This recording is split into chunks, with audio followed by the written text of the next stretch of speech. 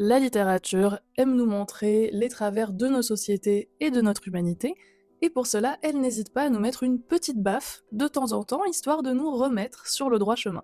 L'une des meilleures façons qu'elle ait trouvée pour y parvenir, c'est de nous rappeler notre condition humaine, notre finitude.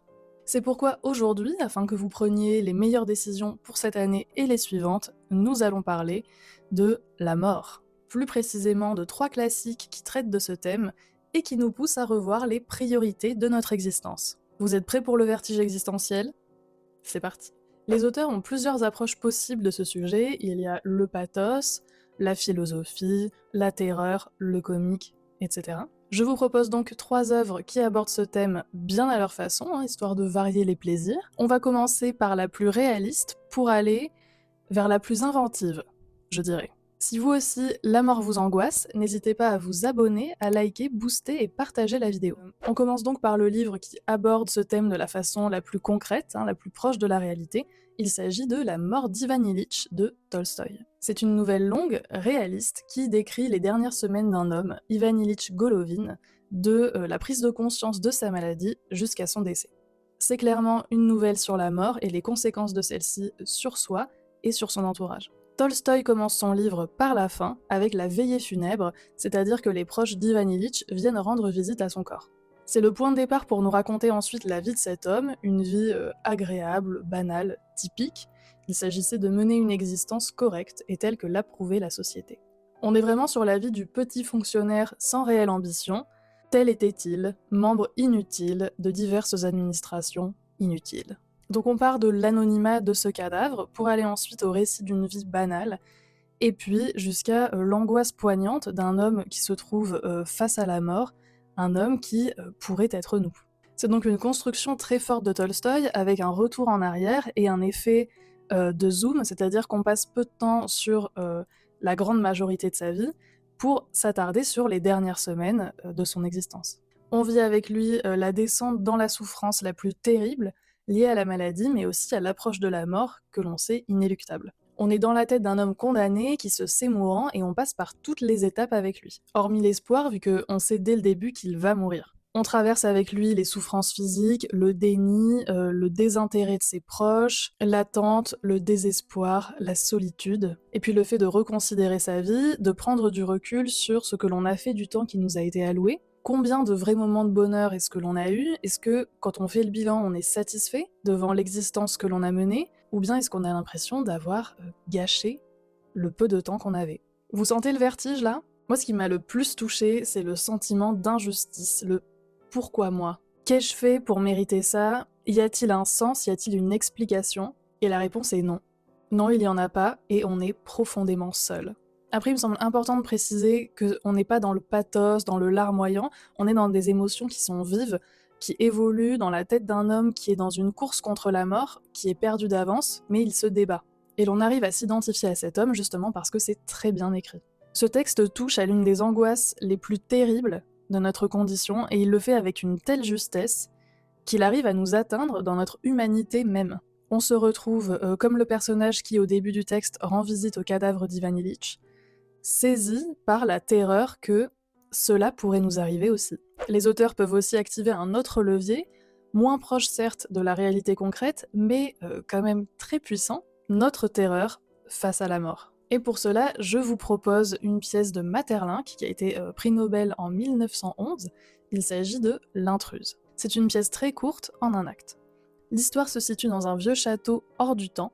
Les membres d'une famille discutent dans la pièce qui jouxte celle où se repose une femme de la famille qui vient d'accoucher et son enfant nouveau-né qui, bizarrement, n'émet toujours aucun son. Le grand-père, désigné comme l'aïeul, aveugle, sent la présence de quelqu'un qui cherche à entrer dans le château. Là, les membres de la famille pensent d'abord qu'il s'agit de la personne qu'ils attendent, un autre membre de la famille qui est censé arriver, mais ils vont se rendre compte que ce n'est pas tout à fait ce qu'ils avaient imaginé.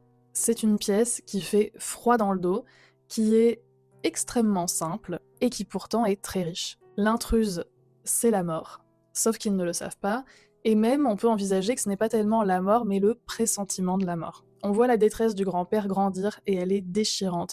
Il sent une présence, et les autres ne le croient pas. Il est vieux, aveugle, et donc déconsidéré alors même qu'il est le plus lucide sur la situation. On est sur une opposition entre l'aveuglement physiologique et l'aveuglement intellectuel. Il ne comprend pas forcément qu'il s'agit de la mort, hein, l'intruse reste mystérieuse, mais son angoisse monte, il sent que quelque chose se rapproche bel et bien, peu importe ce que disent les autres membres de sa famille. Comment comprendre la réaction des autres personnages? Est-ce que c'est du déni? Est-ce que c'est la surprise avec laquelle la mort peut saisir un être? Il y a beaucoup de choses qui se jouent et qui touchent là encore à ce qui fait mal. On est en plein malaise existentiel, c'est inconfortable, le malaise ne nous quitte pas, mais c'est ce qui fait que c'est puissant. On est mis face à notre finitude dans tout ce que ça a de cruel, d'injuste et d'inexorable. Parce que tout cela est sous-tendu par un travail sur le hors-scène que moi je trouve absolument remarquable. Donc le hors-scène, c'est tout ce qui n'est pas visible par le spectateur, donc tout ce qui se joue au-delà. Tout ce que les personnages vont entendre, voir par la fenêtre, tout ça le spectateur n'y a pas accès et pourtant c'est là, et c'est là que se situe justement cette intruse. On ne la voit pas, mais elle se rapproche, ils sentent une présence, ils aperçoivent une ombre par la fenêtre, ils entendent des bruits, et tout ça rajoute évidemment au frisson de la pièce. C'est donc un livre qui secoue. Maeterlinck arrive à mettre en scène cette espèce de terreur existentielle qui s'empare de nous, qui nous fiche sur place, dans une horreur glacée et impuissante. C'est donc une pièce bien flippante, idéale à lire quand on a besoin de remettre un peu d'ordre dans sa vie. Toujours sur la mort, mais abordée de manière beaucoup plus comique et légère, quoique ce texte fasse aussi bien réfléchir à la vie et à son rapport aux autres, il s'agit de Balzac avec L'élixir de longue vie. C'est une nouvelle qui revisite le mythe de Don Juan en nous proposant ce qui se passe avant et après la période dont on entend généralement parler. Don Juan est un homme jeune et beau qui a un père riche et généreux mais très âgé. Il a plus de 90 ans et il occupe toujours sa place sociale, tandis que Don Juan rêve de mettre la main sur le titre et les finances. Il désespère de voir un jour son père mourir quand, un soir, on vient lui annoncer que le moment est venu et que son père n'a plus que très peu de temps à vivre. Sur son lit de mort, celui-ci lui révèle qu'il possède une petite fiole dont le contenu permet de ressusciter. Il demande donc à son fils de l'enduire de ce liquide miraculeux après sa mort, afin qu'il puisse redevenir jeune et avoir une deuxième vie. Sauf que, bien évidemment, Don Juan le sceptique et l'égoïste ne l'entend pas de cette oreille.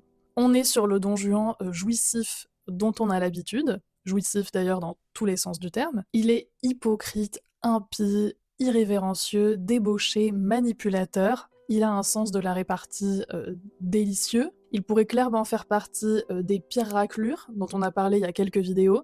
À un moment, Balzac écrit « Méprisant le monde, mais s'emparant du monde ». Ça lui correspond bien. Balzac joue justement sur le comique, le décalage entre la situation et les réactions de Don Juan, ou alors les propos qu'il tient et les pensées qu'il a dans sa tête qui sont beaucoup moins sympathiques. C'est une nouvelle qui fait réfléchir à ce que l'on veut faire de sa vie quand on n'en a qu'une.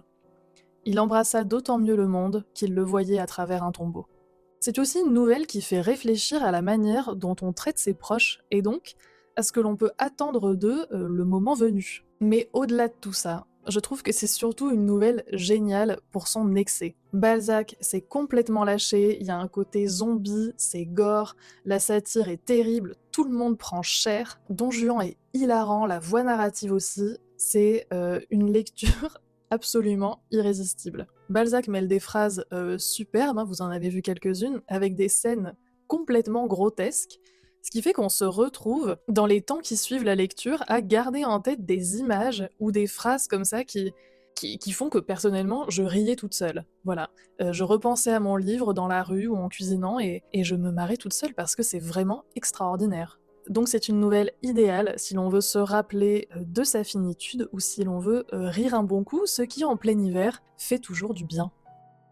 Voilà, c'en est tout pour cette sélection. J'espère qu'elle vous aura aidé à y voir plus clair dans vos priorités. Si elle vous a été utile, n'hésitez pas à la booster, la liker et la partager. Vous pouvez également vous abonner à la chaîne pour plus de recommandations. À la prochaine! Zagargui la madre